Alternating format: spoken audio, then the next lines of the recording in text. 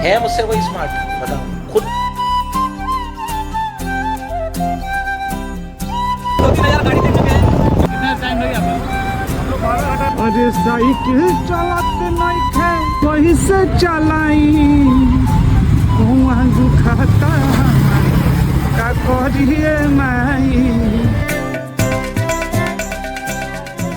नमस्कार दोस्तों, अगर आपने कल का मेरा वीडियो देखा होगा तो पता ही होगा कि कैसे मैंने खाने और रुकने के लिए स्ट्रगल किया था। अगर नहीं देखा तो जाके देखो यार। क्या आप नहीं चाहते कि आपका भाई भी थोड़ा वायरल हो जाए? कल की थकान भरी यात्रा के बाद आज ऑब्वियस सा बात है कि उठने में लेट होगा ही। सुबह के 6:30 बजे थे। ठंड हल्की सी थी लेकिन मन एकदम गर्म जोश से भरा हुआ था। मैं टेंट के अंदर से निकला, आंखों में नींद अभी भी थोड़ी बाकी थी लेकिन सफर का नशा उससे भी ज्यादा था। तो सबसे पहले फ्रेश होकर एक काम किया, तेल से पूरे शरीर की मालिश की ताकि हर एक अंग रेडी हो जाए इस लंबी यात्रा के लिए। फिर टेंट को फोल्ड किया, बैग पैक टाइट किया और साइकिल पर अपना सारा सामान सही तरीके से बांध दिया ताकि रास्ते में कुछ गिरे ना। सब कुछ रेडी करने के बाद एक सूर्य नमस्कार किया ताकि शरीर भी एक्टिव हो जाए। उसके बाद बारी थी पेट्रोल पंप वाले भैया से विदा लेने की, जिन्होंने कल रात में हमें यहाँ रुकने के लिए जगह दी थी। नमस्कार दोस्तों, मेरा नाम है वेदांत और मैं निकला हूँ कोलकाता से महाकुंभ के लिए, जो कि हमारे यहाँ से 800 किलोमीटर है, जिसमें मैंने अभी तक 190 किलोमीटर का सफ़र पूरा कर लिया है और आज हमारा तीसरा दिन है और आज का टारगेट हमारा तोप चाची है। तो देखते हैं कितना देर में पहुंच पाते हैं। सुबह के 8:30 बजे थे, भूख भी लग गई थी। पेट का हाल ऐसा था जैसे सीधा मुंह मोड़ कर कह रहा हो भाई अब तो कुछ खिला दे, लेकिन रास्ते में कुछ दिख ही नहीं रहा था। एक पल के लिए लगा पता नहीं कहाँ और कब मिलेगा नाश्ता। भगवान की कृपा थी कि थोड़ा सा आगे बढ़े थे कि एक छोटा सा ढाबा नजर आया। बस फिर क्या था, साइकिल साइड में लगाया और सीधे ढाबा के बेंच पर बैठ गया और पेट भर कर खाना खाया। कुछ देर आराम करने के बाद हम फिर से निकल पड़े अपनी मंजिल की तरफ। मैं जब भी साइकिलिंग के दौरान कुछ खाता हूँ तो थोड़ा देर आराम करने के बाद ही निकलता हूँ। थोड़ा ही दूर आगे बढ़ा था कि 2 लोग बाइक से आकर पूछने लगे कहाँ जा रहे हो कहाँ नहीं। तो हमने भी बोला महाकुंभ जा रहे हैं। तो एक ने तो ऑल द बेस्ट किया लेकिन दूसरे ने हर हर महादेव जोर से बोला। बस वो पल दिल को छू गया, जैसे उनका आशीर्वाद मेरी साइकिल का स्पीड बन गया हो। फिर हम रोड का सुकून लेते हुए आगे बढ़ते रहे। तभी अचानक सामने एक फ्लाईओवर ब्रिज आ गया। लंबा था, बड़ा था और ऊपर चढ़ाई भी काफी थी। साइकिल थोड़ा धीरे चल रहा था, पैरों पर जोर डालना पड़ रहा था, लेकिन अंदर एक ही आवाज गूंज रही थी, रुकना नहीं है। और इसी बीच हमने उस ब्रिज को पार कर लिया। जैसे ही नीचे उतरा, आंखों के सामने एक ग्रीन बोर्ड चमक रहा था जिसमें लिखा था आसनसोल 1 किलोमीटर दूर है। एक अजीब सा सुकून था उस बोर्ड को देखकर। ऐसा लग रहा था कि मंजिल अब इतनी दूर नहीं। अरे साइकिल चलाते नहीं खे कोई से चलाई कुआं दुखाता का करिए माई। घोड़ावा दुखाता हमर कोई से चलाई आके कैसे हम अपन घोड़ावा दे।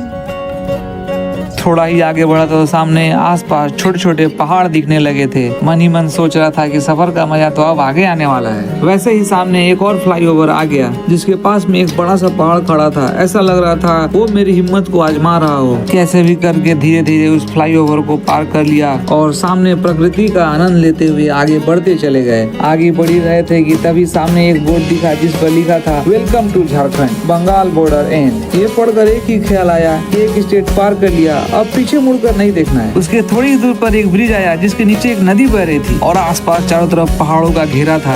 ये नजारा देखकर एक ही बात निकला, मजा आ गया यार। चारों ओर पहाड़ों का आनंद लेते हुए आगे बढ़ रहे थे कि सामने एक टोल प्लाजा आ गया। वहीं पर एक 4 व्हीलर से अंकल जोर से चिल्लाते हुए बोले हर हर महादेव। बस उस पर लगा कि मानो महादेव स्वयं मेरे साथ चल रहे हो। साइकिल का सफर अब भक्ति की यात्रा बन गया था। 2-3 हजार गाड़ी देख चुके हैं।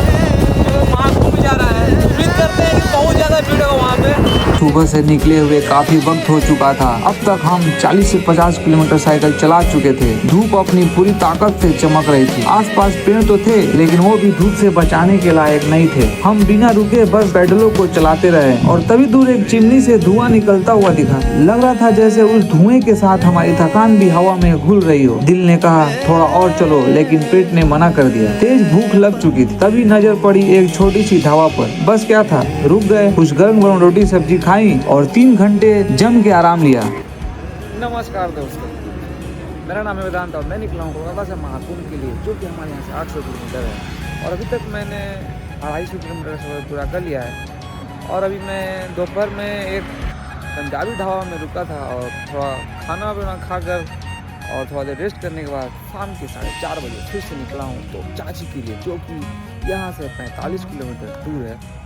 जैसे ही एनर्जी वापस आई वैसे ही फिर से साइकिल पर बैठ गया और निकल पड़ा तो चाची की तरफ, जो अभी भी 40 से 45 किलोमीटर दूर है। और ये तो बस एक पड़ाव था, सफर अभी बाकी है दोस्तों। ढाबा पर 3 घंटे के आराम के बाद कहीं ना कहीं थकान तो कम हो गई थी, लेकिन सफर अभी बाकी था। कुछ ही दूर चले थे कि सामने से 2 भैया बाइक से आए, प्यार से बोले, भाई कहाँ जा रहे हो? मैंने बोला महाकुंभ की यात्रा पर हूँ भैया। तो मुस्कुराते हुए बोले, हम भी निकलने वाले हैं महाकुंभ के लिए, हर हर महादेव भाई। उनकी मुस्कान और शब्दों से एक नया जोश मिल गया और मैंने फिर से पेडल पर जोर दिया। अब सूर्यदेव धीरे धीरे अस्त हो रहे थे, रोशनी कम हो रही थी, लेकिन मन का उजाला बढ़ते जा रहा था। चलते चलते एक बोर्ड दिखा, वेलकम टू धनबाद, और आसपास चारों तरफ दूर दूर पहाड़ दिख रहे थे। तभी सामने एक बोर्ड आया जिस पर लिखा था वाराणसी 404 किलोमीटर दूर। ये नंबर सिर्फ कम नहीं था, यह एक जज्बा था, एक कमिटमेंट था अपने मिशन के लिए। लेकिन रात हो चुकी थी, अंधेरा चारों तरफ फैल चुका था और मैं बस एक छोटी सी लाइट के सहारे साइकिल चला रहा था। कुछ ही दूर चला था कि गाँव आया, वहाँ कुछ लोग मिले, प्यार से पूछने लगे, कहाँ जा रहे हो भैया? मैंने उनसे थोड़ी देर बात की, फिर निकल पड़ा अपनी मंजिल की तरफ। जैसे ही आगे बढ़ा तो एक बोर्ड दिखा, तो चाची, लेकिन उस पर यह नहीं लिखा था कि कितना दूर है। फिर भी बस चलते रहे। अंधेरा बढ़ता जा रहा था, लेकिन एक अजीब शांति थी। दूर दूर तक कोई नहीं, बस मैं, मेरी साइकिल और कुछ पहाड़ी सिलसिले। और तभी सामने का नजारा बदल गया। एक ऐसा रास्ता जहाँ दोनों तरफ पेड़ थे और उन पेड़ों के बीच से चमक रही थी सड़क की रोशनी। एक डिवाइन टनल जैसा लग रहा था। मन ही मन सोचा, शायद भगवान मेरे साथ है। पता नहीं कौन सा गांव है ये, डोमनपुर। ओ भाई डोमनपुर। लेकिन इस रोशनी के बीच भी एक चिंता मुझे काट रही थी। रात हो चुकी थी, कोई ढाबा नहीं, ना खाना ना रुकने की जगह। थक गया था यार, भूखा था। तभी एक अंकल आए, श्री गणेश बोल के चले गए। मैंने भी उनको श्री गणेश किया और भगवान को याद किया, हे भगवान आज के लिए कोई रास्ता दिखा दो। भगवान को याद करते करते हम आगे बढ़ते गए और इसी उम्मीद के साथ हम आगे बढ़ रहे थे कि आगे जाके कुछ ना कुछ मिल ही जाएगा। लगभग 1 घंटा साइकिल चला लिए थे, तभी वो अंकल फिर से आए और उन्होंने आते ही सबसे पहले ये कहा, अरे बेटा तुम आए नहीं अभी तक, हम कब से तुम्हारा इंतजार कर रहे हैं, चलो मेरे घर चलो, वहाँ कुछ खा लेना। मैंने भी उनसे कह दिया, खाने का तो ठीक है अंकल, लेकिन अगर आप अपने छत पर हमें टेंट लगाने का परमिशन दे देंगे तो बढ़िया रहेगा। तो उन्होंने मुझे अपने छत पर टेंट लगाने की इजाजत दे दी, खाना खिलाया और एक अजीब सी सुकून वाली फीलिंग दी। एक अनजान राही के लिए अपनापन बिना किसी मतलब के। उस रात बस एक ही बात समझ आई, जब नियत साफ हो तो रास्ते भगवान खुद बनाते हैं। हमने वहीं पर खाना खाया और टेंट में जाकर शांति से सो गया, उसी छत के नीचे जहाँ इंसानियत की रोशनी जल रही थी। तो आज के लिए इतना ही, मिलते हैं कल नई वीडियो के साथ। अगर आपको मेरा वीडियो अच्छा लगा हो तो मेरे वीडियो को लाइक कीजिए और ज़्यादा से ज़्यादा शेयर कीजिए और ऐसे ही वीडियो देखने के लिए मेरे चैनल को सब्सक्राइब कीजिए।